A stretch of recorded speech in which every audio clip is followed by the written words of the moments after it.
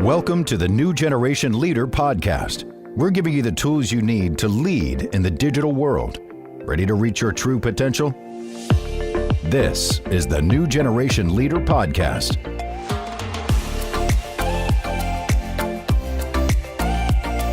In a previous chapter of life, you were in patient care. What's the most stressed you've ever been taking care of a patient? Ooh, that's a good question. So a couple of things come to mind. So my first experience that was really stressful, I was working in the ER. I was young 20s and graduated from PA school. The ER that I worked at was, I think it was like a level 3 trauma. So it is not something where you see usually a ton of trauma cases. Those go to higher acuity hospitals. So I remember we had multiple car accidents come in at the same time. And so I had actually been there, I think it had been like a year, and I was taking care of a critical patient. And I didn't know how critical until I walked into the room. And she was 21, and walk in and do a physical exam on her. And my physician that worked closely with me at that end of the ER was actually taking care of another trauma patient. And I go in and one of the nurses had done like a quick scan. They're like, she's okay, go in and take a look at her. I'm like, okay, great. So walk in the door.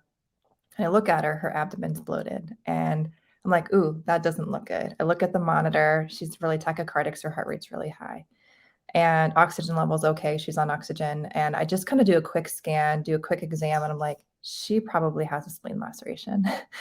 And I started freaking out a little bit. She had a laceration on her leg that was pretty deep. And I'm like, okay, this is scary. I've been trained to handle this, but in like real life situations, I also had the benefit of working with a physician close to me. So just talk to the nurse, sort of directing care of like, okay, this is what I need. I need a CT scan in here, like stat.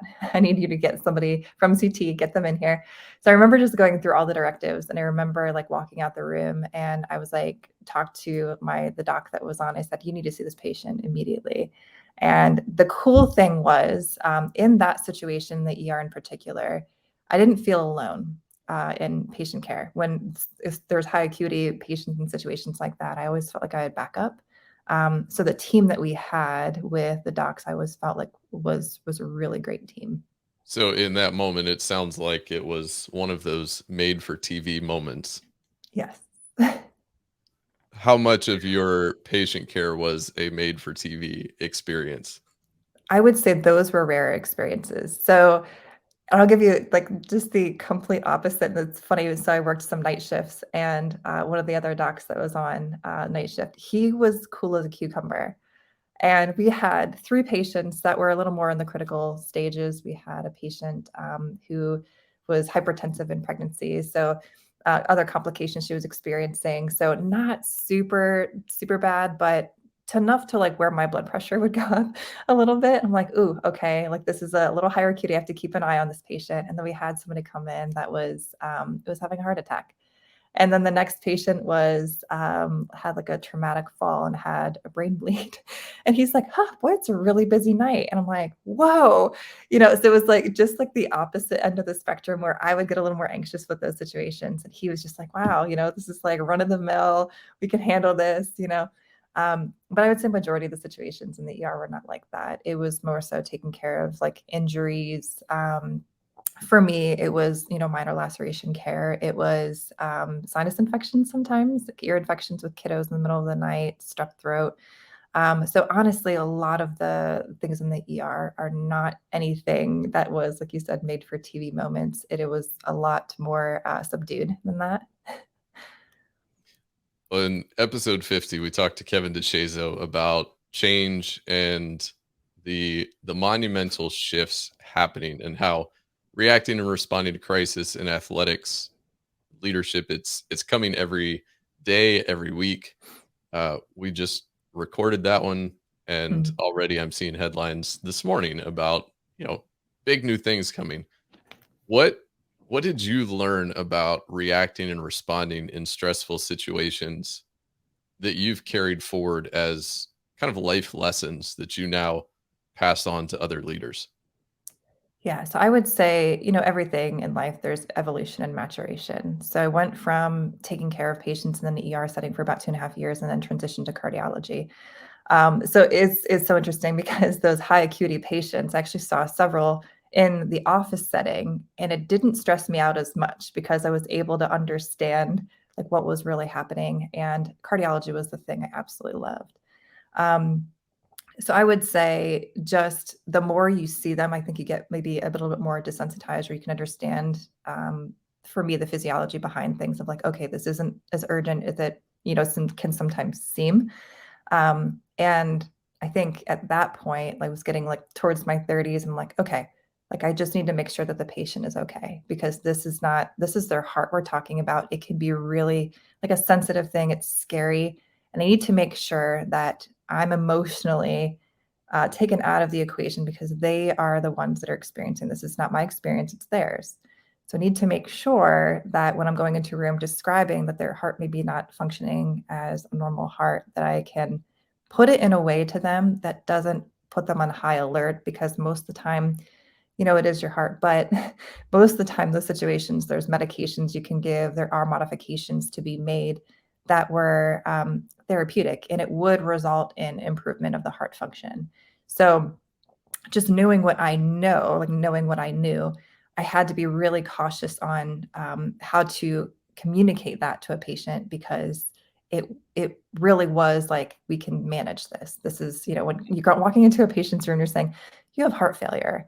They think my heart, there's no going back. Like that is it. This is a terminal diagnosis, and it's like, we deal with this all the time. We put patients on medications and they actually improve. So this is not something that's life-threatening at the moment. We're going to help you.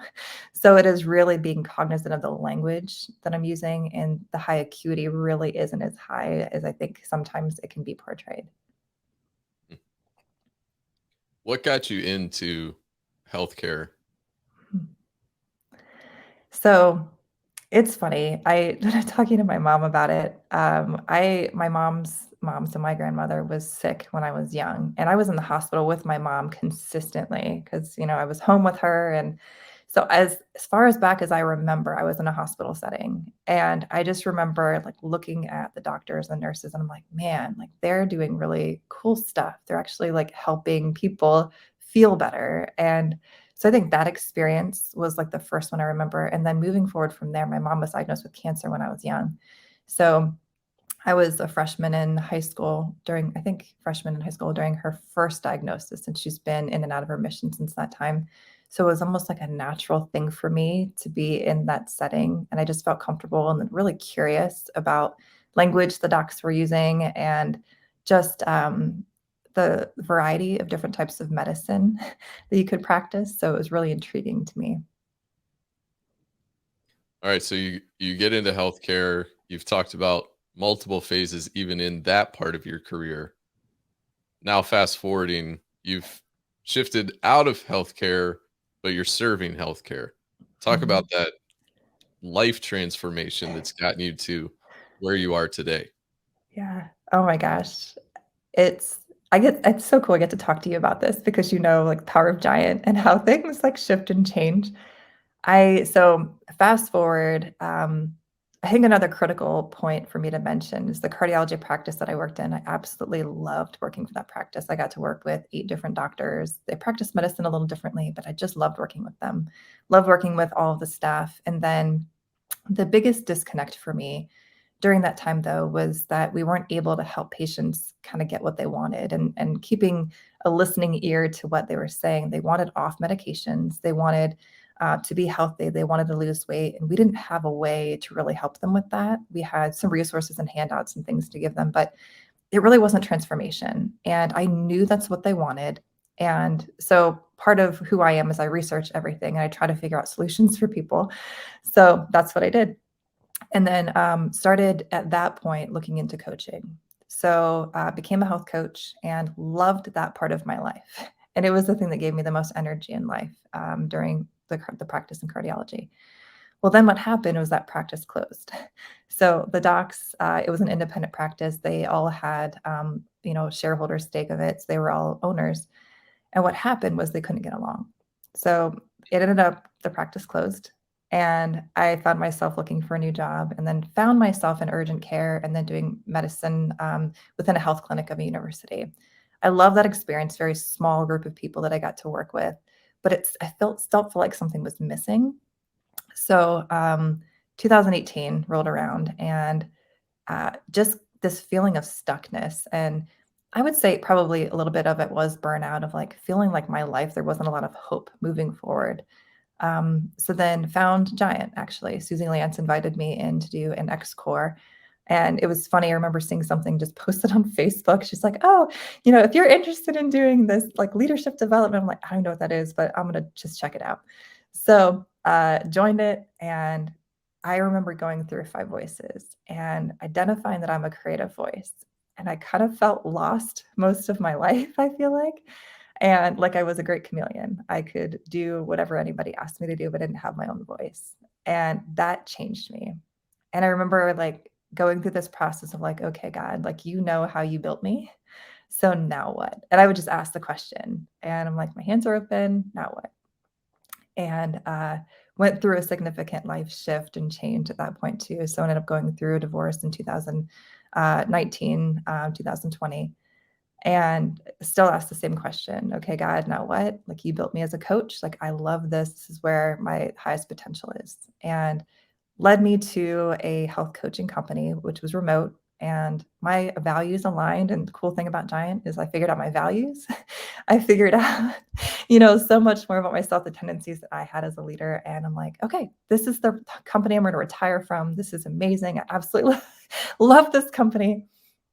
And then about a year into it, kind of just saw the writing on the wall that it wasn't going to be able to stay the way that they had created it. The business model was going to have to shift if they wanted to make the impact they wanted to make. And I agreed with that because I knew they were making a huge impact. So at that point, I'm like, so do I give this Giant thing a try? Do I, start my own coaching consulting thing on the side? And then started just asking people around me. I'm like, hey, what do you think if I offered this in the healthcare space? Would it take off? And had a friend of mine who was a consultant, and he said, well, let's try it. I have a couple practices you can try it on. I'm like, okay. So we did. And that was proof of concept for myself that I'm like, ooh, this could work. And then the way I see it now is it's a larger way to practice medicine, but not traditionally, because I'm able to serve all those people that are helping heal people and keep them well, and just from a different aspect. Because if I look at healthcare, I don't see a lot of collaboration. I see still some toxic culture, and it hurts me. Honestly, it like kills me, because I spent so much time in that arena, and everybody's hearts are good. They go into the field to serve and to help. And I think what they're getting right now is they just feel kind of lost and broken. And if there's some small way I can help, that's what I want to do. One of the interesting things about all of the time I've spent with nurses is understanding the intersection, as you mentioned, of the 5 voices, understanding them wanting to get into a career, be servants. And you've had a few conversations on your podcast. I've had episode 36 with Corey Feist. We talked about the issue of mental health in healthcare. There's so many competing priorities that, and you talked about this a little while ago, that you had to be healthy walking into that exam room to have a conversation with somebody. But the people who we are trusting to help, support, serve us, care for us and our healthcare needs, they aren't receiving that. So how are you confronting that and serving them in a way that helps to elevate their own health? Yeah, it is, thinking about education and healthcare, and you and I, Aaron, both know about like 5 voices. So a lot of the population there are going to be nurturers because they love the one-to-one care with people. So nurture guardians, guardian nurturers, because they're exceptional at taking care of other people. And the mindset shift I have to walk into those conversations with is, if you aren't healthy, you can't give optimal health to the people that you're working with. So it is a huge mindset, and it takes time. So I'll use 5 gears with them. And I think about people that I've worked with both in healthcare and education over this last year. And we talk about, do you have time for yourself? Do you have time like where you're intentional to spend with your people instead of it being like a checklist of things you have to cross off? Like, does it really feel like you're connecting with them? And for yourself, like, what does it look like for you to do something for yourself to stay healthy so you actually prevent burnout? So it is this huge mindset shift that we have to confront head on for that to actually penetrate, because it is a different type of mentality than we've ever been taught. So going into any type of healthcare field, so nursing, being a PA, NP physician, anything like that, you do have the service mindset because your patient, comes first to a degree. And I would say to the degree of like, you have to be able to check your own emotions at the door when you're walking in and taking care of a patient, because you have to be able to help them navigate theirs. So, but I think the thing to drive home there is like, you have to understand what your emotions are. You have to understand what your triggers are, because you're walking into it having other experiences too, having taken care of previous patients who may have been close to you, or that you might have developed a relationship to, or that you might have had an experience in your family with somebody having the same diagnosis. And that can trigger you. And that's okay, because you're a human, you're not a robot. So I think that has been the biggest takeaway for me with talking to so many people in healthcare, docs in particular too, because their mindset, their culture it is built into them that they have to have all of the answers. And if they don't, then there's like retaliation almost from attending physicians when they're going through training. And I've seen it firsthand. And it's not fair, because they're learning, and the process of learning and growth, like they're not going to know all the answers, and they shouldn't expect to have all of the answers if they're still learning and growing. So it is this huge shift of culture that needs to take place in order for collaboration to be more effective. And that's the thing that gets me awake every morning of like, how can I help and serve and get in front of these people to really be part of the change? Let's dive into the nuts and bolts of that. When you're working with a practice or any healthcare leaders, what does that look like, nuts and bolts, for them to build that system inside their practice or their team? Yeah. So the initial mentality I have to break through is one of training. So in healthcare, we have like medical education credits that we have to get so many of per year, every 2 years. So it is this kind of a checklist type of mentality of like, we have to go in and get the checklist over with. So that's the first hurdle I have to overcome of like, hey, this isn't a checklist anymore. This is your health, and people recognize it. They don't have language for it though. So giving them that language of like, this is development and transformation. This isn't just another training to check off, has been helpful to kind of go in and dive in and dig into these types of conversations. So that's been really helpful. From there, there is a training element, and I'll tell them that there's training elements. However, if you want something to actually change, what you have to do is this is the coaching part of it. So I hold people accountable. Without the accountability, it's not as effective. So I usually say tools, consistency, and accountability. Those are the three ingredients you need for a process to be effective within your organization. So if you have those three elements and you're committed to doing those, you'll have success and transformation. But it really is education up front of what that looks like, because again, we've never done it in healthcare. So that's the upfront part of it. And then it's being really explicit of like, we're going to have touch points of what this is going to look like. And to be really effective, we're going to have to talk about what's working, what's not. And again, that's a different mindset shift, because usually it's just the training element of it, the training piece of it. And it's not so much like, well, this has to work. We're going to be, doing the one thing, and it's the black and white type of mentality. Like, nope, there's lots of shades of gray. And we're going to figure out what those shades of gray look like as we're working through the process. I see that training expectation, tradition, I don't know what you call it, but everybody looks at education or training that way and expects that we can download the information. Mhm.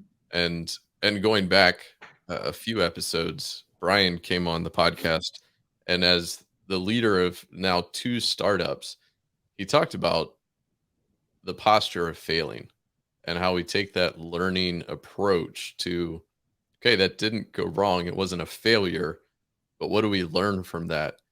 And I love how much you lean on accountability, that there is a process, and we want to engage with this. It's not something you're doing on your own. You don't have to do this by yourself. We truly are better together. All of us are better together. But it sounds like from what you're seeing uh, in healthcare and in so many other industries, there's this idea that we've got to do it ourselves, take care of ourselves. But for doctors and nurses, there's also the added licensure component that you're doing this to meet a certain level of expectations.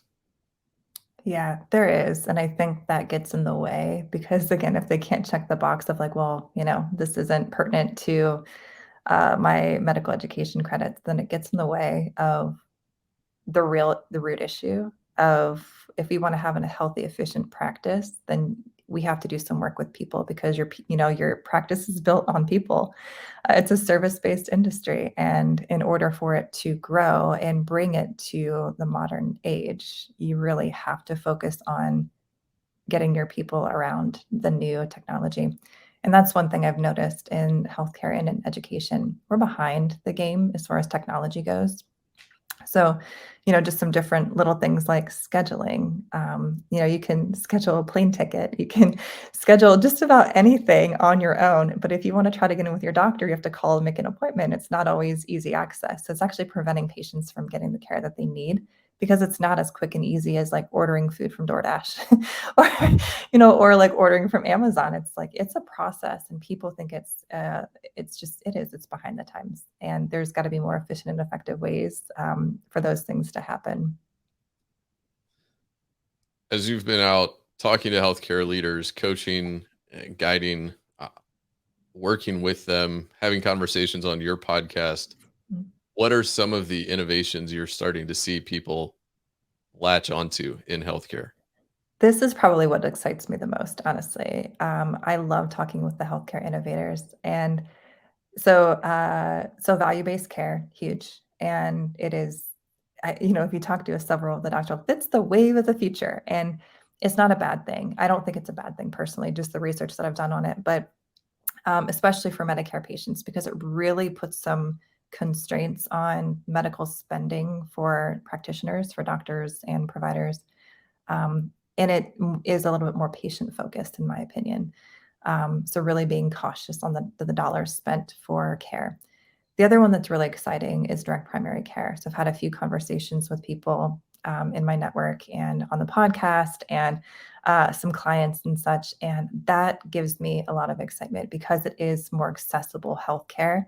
So it combines like some telehealth with home visits, and you have more of a one-to-one relationship with your physician or your provider. And that's what we've been missing, I feel like, for such a long time.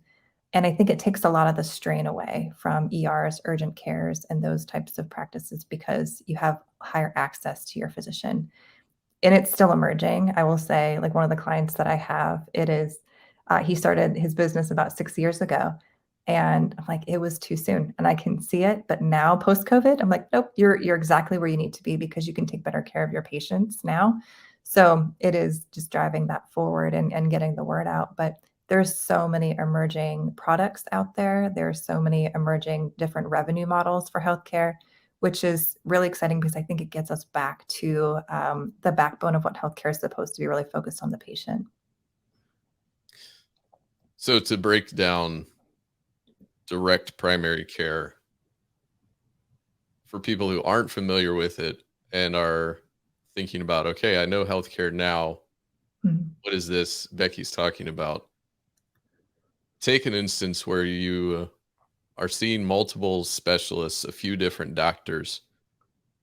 How does direct primary care integrate those multiple different needs? Yeah. So direct primary care, I will say, is a little bit more wellness focused too. So If you've been in the traditional healthcare system, it's more so chronic disease management, and there's a lot of research suggesting that.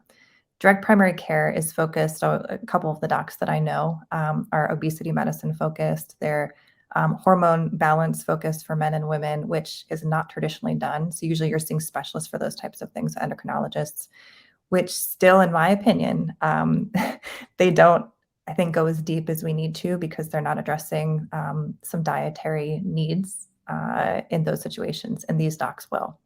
So they're really focused on holistic nutrition. They're focused on just the preventative care, and even so much so that they're really talking to each person about stress levels. Which, I'll be honest, in my practice for 13 years, I can't even tell you that I even asked much about stress, to be honest with you, even in cardiology, because it was really focused on diet and exercise, and I don't remember focusing too much on stress.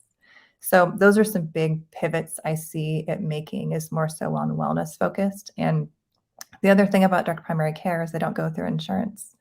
So if you're, it's a membership kind of service, so it's just membership based, but you have access. You can text your doctor, you can call them, you can, if there's something happening on the weekend, you just have a lot more access, which I think is great. It definitely is. I remember those early days with our oldest especially. It always seemed it was like 5:30 on a Friday afternoon when she would Mm. get sick. Yep. And those 72 hours from Friday afternoon to Monday morning can be Mhm. very, very long. Yes, And exactly. and Yeah, healthcare needs don't fit into 9 to 5. exactly. Exactly. So higher access to care is huge. Yeah, I'm sitting here thinking through a specialist doctor I've seen recently for a shoulder injury, and I'm recognizing they're a niche focus. They're a startup only located in a few states. But I'm sitting here going back through and thinking, okay, they have an app for the follow-up care. They have the communication with the provider and billing directly. But the key that you talked about that I haven't even considered in a big picture sense is just how easy it was to schedule an appointment. And and it's regimented, it's structured so that it serves them, it serves the patients, it keeps the machine of the business going, but it also allows them to provide the care and know that what they're doing, they have the time for it. Yeah, it gives them a sense of autonomy, which if they're part of a hospital system, they don't have. And that is a huge frustration point and a huge source of burnout. So just talking with the different physicians that I have, they will pretty much all identify that that's a huge source of burnout for them is they're built to almost be like a business owner coming out. They don't sometimes know like the business logistics. They want to practice medicine and they need the autonomy to do it in a way that feels good for them. So that is a huge source of burnout for the docs. We have a number of doctor friends. Every time we talk to them, it's a discussion about the business side and the intersection of business and healthcare.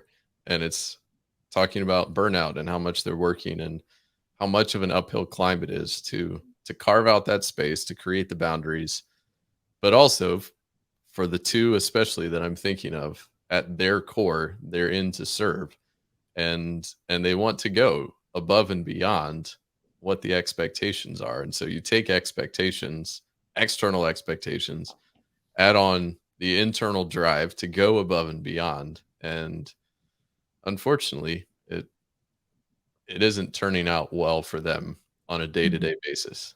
But Yeah.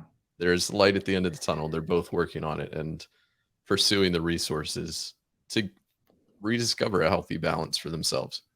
Yeah, it is a hamster wheel sometimes because I most providers and physicians that I know, they're so it's almost like the perfectionist high expectation mentality that they have. And to a degree, it's ingrained in them because they're like, I have to have all the answers. Like I have to have this high drive. It's just who I am. But you're right. I think it can get out of hand, and the expectation and the pressure put on from executives can be really tough. And physician suicide rates are actually much higher for that reason, because they feel like they can't get off the hamster wheel. So the thing that I try to portray in the podcast is there's hope, because if you're feeling like you're in that stuck space, don't not talk to anybody. There are a number of physicians that are physician coaches out there, and they're doing phenomenal work just helping people realign their values with the current environments that they're in, or helping them find other solutions to get out of it. But it is hard, and I can kind of put myself back in that place too, where I would work. I mean, in cardiology, I remember working like 80-hour work weeks. I was working all weekend. I was working, during the week, 10, 12 hours, and not even thinking twice about it, because it was the expectation that was had by our practice. And, back then I didn't have kids. I didn't have like a lot of any other extraneous worries or anything, but I look back and I'm like, wow, like that's a lot. It's a lot. And the docs, I mean, in residency, they used to be there working 100 plus hours a week. I'm like, I can't even imagine that. And they finally have some constraints. It's 80 hours now. But yeah, I can identify with the high expectation, putting it on ourselves and feeling it from other people. We'll link to a couple resources in the show notes at newgenerationleader.fm/51. If you are a healthcare leader and don't have somebody trusted that you can have those conversations with, make sure you reach out to someone, and we'll include links to the episode with Corey Feist, ways to connect with Becky and others.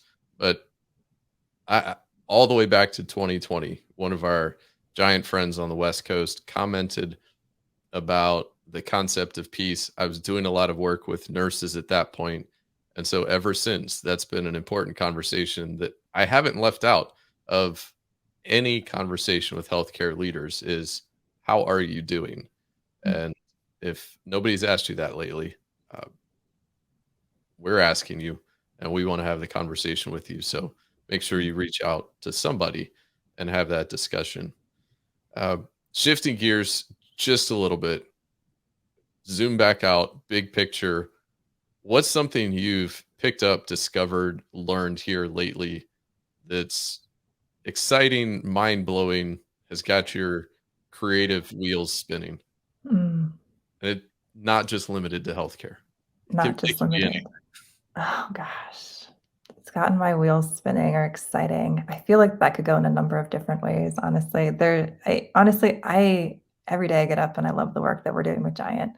I think the cool thing that I see is like having conversations with you, and then having conversations with other people in the ecosystem, like our little ecosystem, and just getting really excited about the impact that's being made, and seeing it branch out even further, which is really cool and really exciting. And I think I get so proud, honestly, of our company, because I'm like, the the change I see in all of us too, like the growth that I see, like even in the people that I am in a pack with, that is what excites me too. It's like just to see the growth and development of the people around, and being able to be some small part in that. And people just like reaching out and asking about the things that we're doing, it just excites me beyond belief. So, not specifically within healthcare, but I think just the work that we get to do is really exciting. I know you're lending your voice into the ecosystem in a variety of ways. I just saw your name last night on the speaker list. So soon after this episode comes out, you're um, doing a workshop at our I am. gathering in Florida. So Yes. super exciting. Yeah, it'll be fun. I'm excited. All right. So let's rewind a little bit now.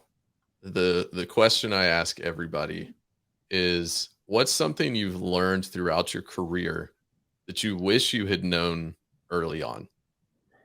Yeah. Oh, this is a great question. And the first thing that comes to mind for me is, uh, I wish I would have known what self-awareness was in my 20s. At 20 years old, I wish I would have known what that was. And emotional intelligence, because I feel like that would have just the game would have been so different. Um, even, well, I don't know that honestly many life changes would have been significantly different, but I feel like I would have had a better understanding of like listening to myself, my own intuition. And I think about this too. I got to work with a client's daughter, and she's 21, and I got to do an intensive with her.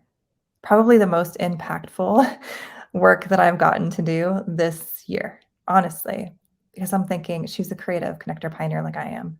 I'm like, oh God, I wish I would have had this language when I was 21. And she's way further down the line than I am as far as self-awareness and like this, like, was a great accent to what she already knew. And I remember finishing the session with her, and she's like, this is life changing. And I'm like, "Oh my gosh, like, oh, this is incredible." Like, that meant the world to me, and I'm like, and I told her, I'm like, "I wish I would have had this at your age. I wish," because things likely would have been very different in some ways, maybe not in others, but and, I don't regret any of the steps I took to get here. All of it was growth and development, but I think just having some of that, maybe the impact that, we're doing now, I could have started sooner, but maybe not. I don't know. But either way, I think it's just that's what I wish I would have had sooner. That's awesome. I've been having some conversations. The first time I had that conversation was with somebody nearing retirement. I had it the other day with somebody nearing retirement. And one of the things that I keep coming back to as a pioneer creative, I thought I had all of the answers in my 20s. I thought, well, why not just take on the world? Who Mhm. says we can't? And recognizing now, and Jeremy Kubicek says our key influence years aren't until our mid 50s and the 10, 15 years beyond that. And so that's really insightful to think about how much we have left to contribute. And this preparation work that you talk about, you know, whenever we do that earlier, let's do that and begin Yeah. building up so that when we hit Mhm. those peak years, we're really ready to Mhm. shine and bring our best, not then for ourselves, but developing other people, investing in other people, and bringing the best out of everyone around us.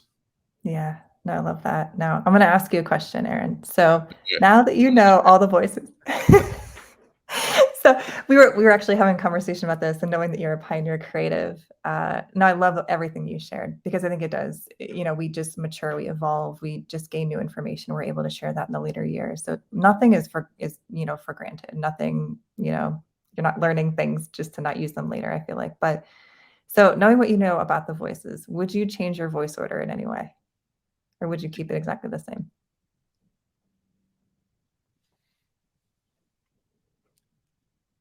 I think I would keep it. And part of it is probably part of it is that pioneer tendency that, well, I have all the best answers already. So some of that winning competitive drive that's just innate.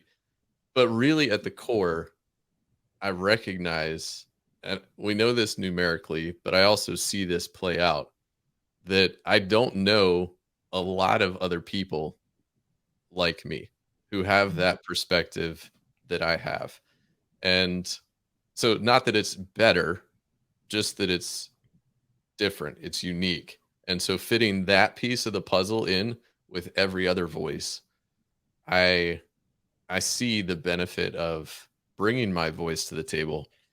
And that's one of the things I've recognized over these last few years. I've shifted more from the independent mindset of how can I do this all on my own? And back here on the shelf is the book Who Not How. That's given me words to describe. Let me find out who else is really good at this, because I don't need to be the expert at all of the things. And so I'm Mhm. in that phase right now of offloading certain things that I've tried to be expert at all these years. And so in that, I think I have recognized the power of collaboration, the power of working together. So I don't think I would change it, but there are certainly other voices that I wish, like you, that I'd known this language earlier on, known Mhm. where my weaknesses were, and maybe not activated my pioneer weapon as many times as I did earlier in my career. Yeah. No, that's good. That's good. What about you? Would you change anything? I was talking to Lori Simonides about this the other day, and initially my answer was I would love to be like a female pioneer guardian because I feel like the pioneers and like guardians, like, they don't have a lot of inhibitions. They're just like, we're gonna go figure it out and you make it happen. Just like you said, like you're like, I have all of the right answers. Like in your 20s, you're like, that's how I feel. And for a creative connector pioneer, I think I spent so much of my life hiding, and that was, like, the thing that always came up for me, like, "What are you trying to hide?" And because I don't know, there was, like, just something in me that never felt confident to share my opinion or intelligence or competence or anything like that, because I was afraid it would be challenged, and I wouldn't have the answer. And then what, right? I would feel, like, incompetent at that point. Now I'm like, "Huh, if I don't have the answer, you better think that's a gift because I will figure it out and I'll bring a better answer than what you can imagine." So, so initially my thought was pioneer guardian, and then I kind of sat with it. I'm like, I don't think I would want to be anything else anymore because kind of like your perspective too, like creative connector pioneers are a little bit on the rare side. And I think it is kind of cool that I can see different perspectives. So I don't think I would change at this point. It's a good answer. I Mhm. like it. Well, there's certainly value, and that's at the core of the five voices, is that there's value in every voice, in every combination of voices, and we want to draw that out from all of you. We want to hear your unique perspective.